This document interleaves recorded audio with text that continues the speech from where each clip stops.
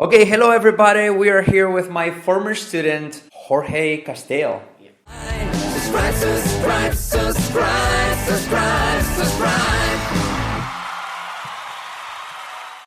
How are you doing, Jorge?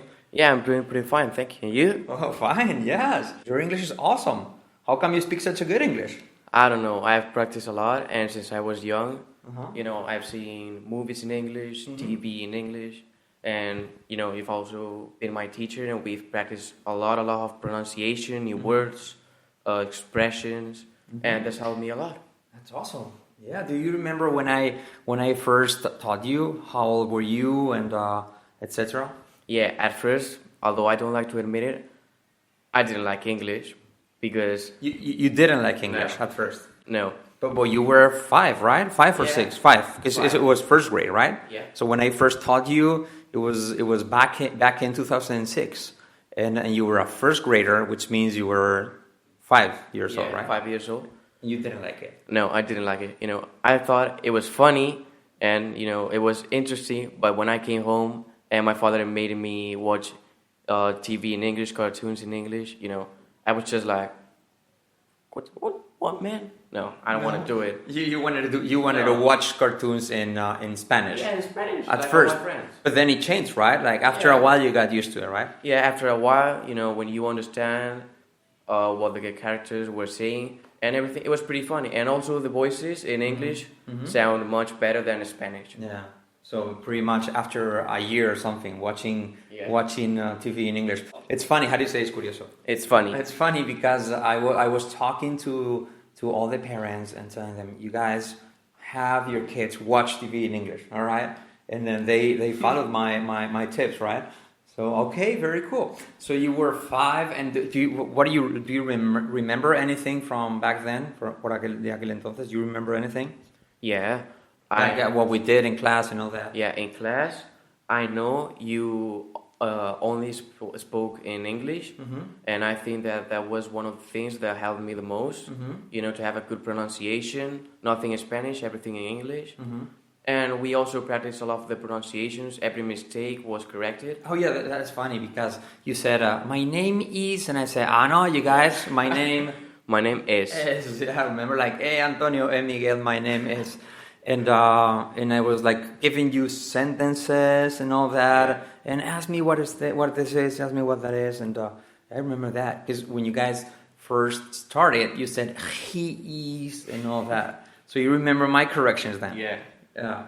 It was pretty funny because my dad always told me at first. He laughed at me because once a year, parents could come to school and they could see how we were doing in class. Oh yeah, it was an open doors event or whatever. Yeah, they would come. And we were having a conversation, at first. And I was having a lot of mistakes of pronunciation. And my father started laughing at me, in front of everyone. Yeah, really? And, I don't remember that. And I was so ashamed, and it was like, Dad, please, go out. It's funny. Right now, I think I'm doing pretty good. You're pretty happy with it, right? Yeah. Okay, so I was teaching you when you were a first grader and a second grader with the help of the other super teacher, Nieves. Do you remember her? Yeah. She was a really good teacher, right? And then when you were a third grader, I think I would teach you like a couple of hours a week or something. Yeah. And we did a theater play. I don't know if you remember, it was called The Three Billigos Craft.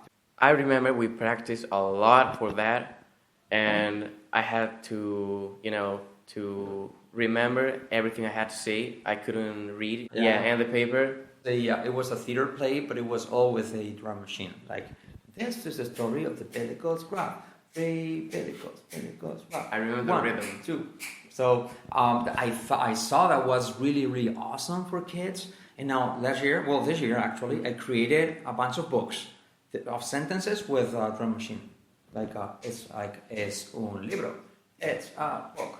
Es un libro. It's not a book. And it's based on that theater play because it's really, I'll show you later. Yeah, I think that music, rhythm helps a lot of children, to remember things. And people, I think it's a good way of learning. I was saying it helps you also put the whole sentence together. Because you know what the main problem is when speaking English, sometimes as we say like this, it is a book, or what are you talking? So if you have to use the rhythm, then it makes you put the sentence together. Like it's not a pen. And like the theater play was, this is the story of the Billy Goat's Craft. Billy Goats, Un pajarito, a little bird told me that you just passed the C1 exam. Tell us about it. Yes, I did.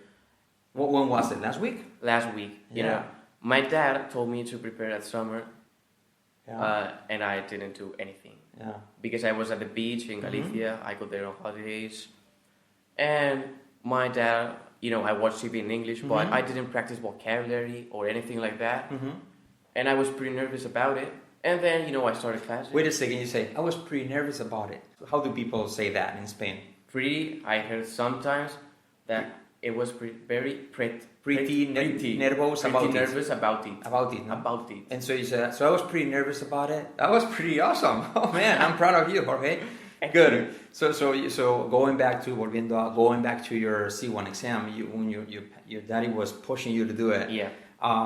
You were nervous about it. Then you decided to go for it. Yeah, Right? but I decided to go for it. You know, I started studying a couple of hours a day at home. You know, watching maybe a part of TV, just some videos with vocabulary of the C1 exam. Yeah.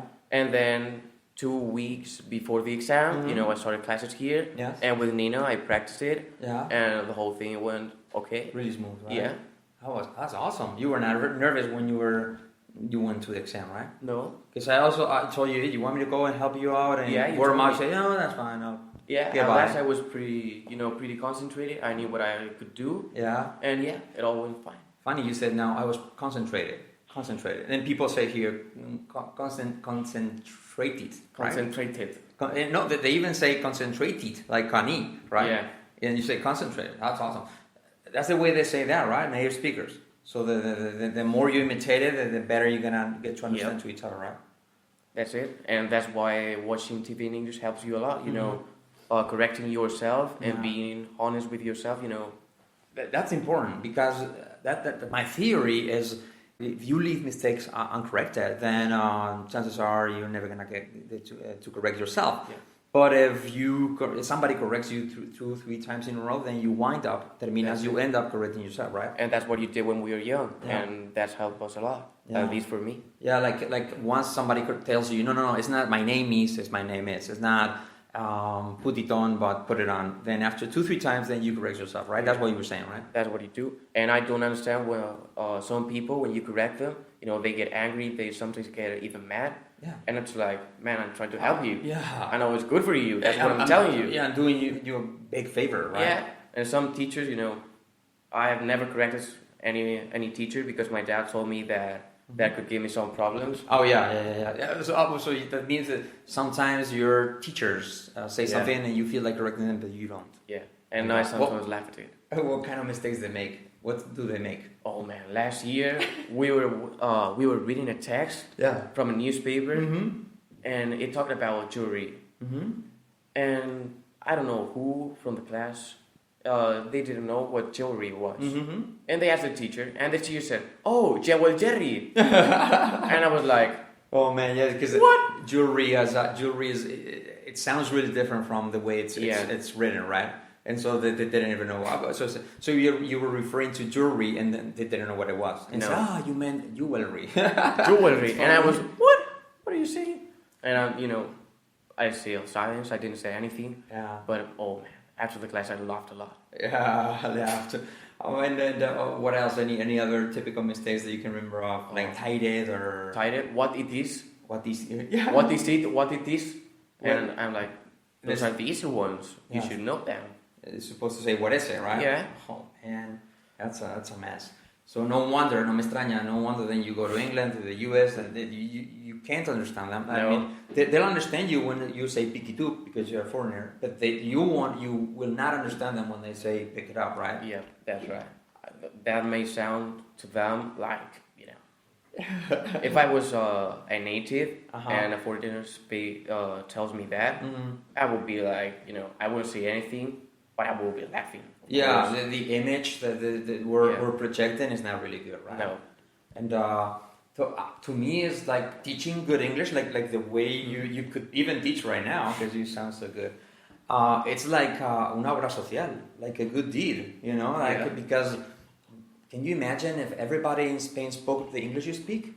It'd be awesome. Like our economy and everything would grow big time. ¿Cómo se dice mogollón? Big time. Big time, yeah. It'd be awesome.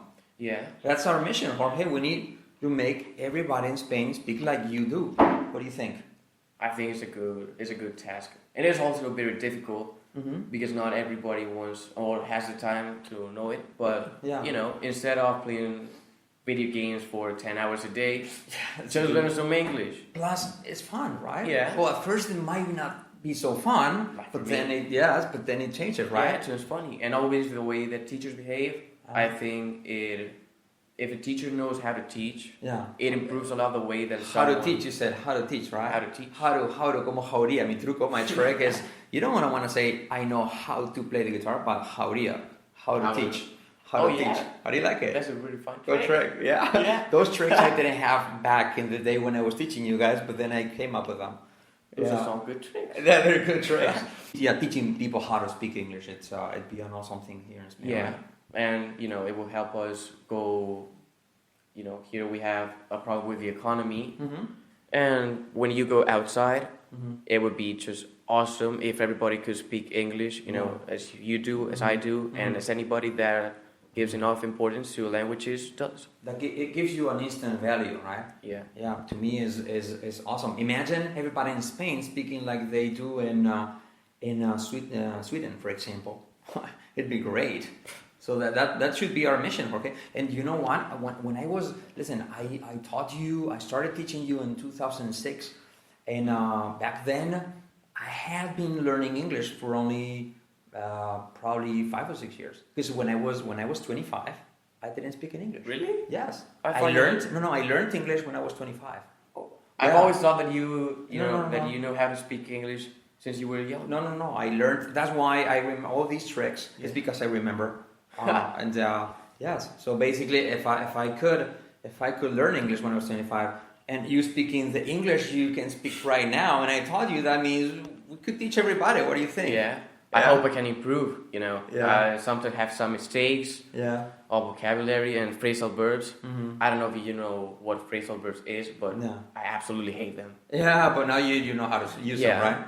Once you get used to them, you know, they just go out immediately. You don't have to think about them. But it's just all about practice, right? Yeah, always practice, you know, give enough time, and just, you know, being concentrated when you study. No mobile phone. Not TV. You know, if you study, just study. Focus on that, right? Focus on that, and you know, results will come. And use it, right? Use the language. Use your English, right? Of course. That's a really important thing. Most native speakers, they skip the H.